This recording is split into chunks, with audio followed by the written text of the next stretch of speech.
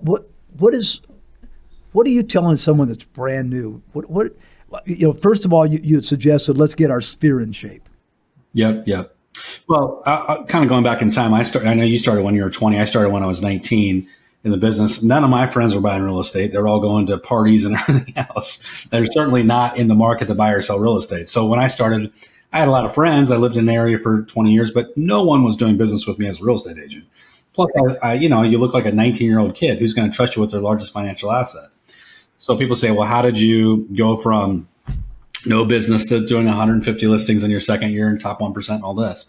And for me, I had to model the top performers of my market. I quickly figured out what I needed to do was focus on something I could control, what I would call now business. So now business was for me at that time was for sell by owners, expired listings. So the two things I hit really hard. And then I focused a lot on absentee owners and mailings. Absentee owners were a huge advantage for me because these people would never see me. They lived in another state and they just would rely on, my conversation, and I have a good, conversational voice, and I was able to talk to people. And I did a tremendous amount of business, tens of millions of dollars in sales in my first couple of years, just as a result of absentee owners, BizBos, and expired listings. And you did that largely through mail? It's an interesting story about the mail really quickly. When I started, it was pre-computers, which is hard for everybody to believe, but you came from that same background.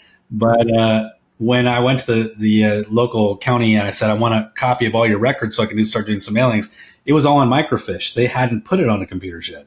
So I hired a young gal to come into my office, bought her a modern computer back at that time, a 365 computer that, is a 80K thing, you barely any memory.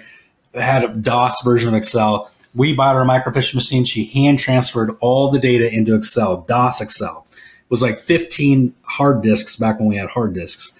And so, yeah. And so we had computerized the database in our county before anyone else. And when we started doing mailings based on that, we had an absolute gold mine with that.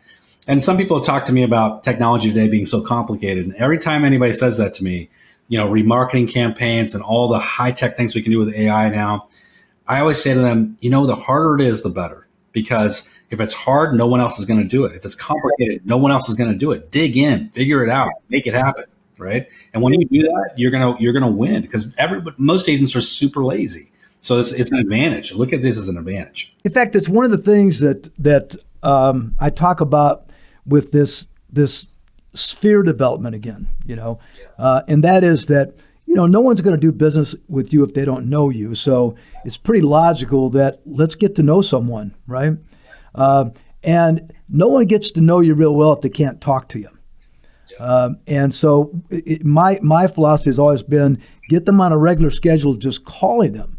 I mean, it's cheap. It's actually free to give them a call. Everything else costs money, Right. It usually people are doing the things that are easy, like emailing and stuff, because it doesn't cost money. There's no rejection involved.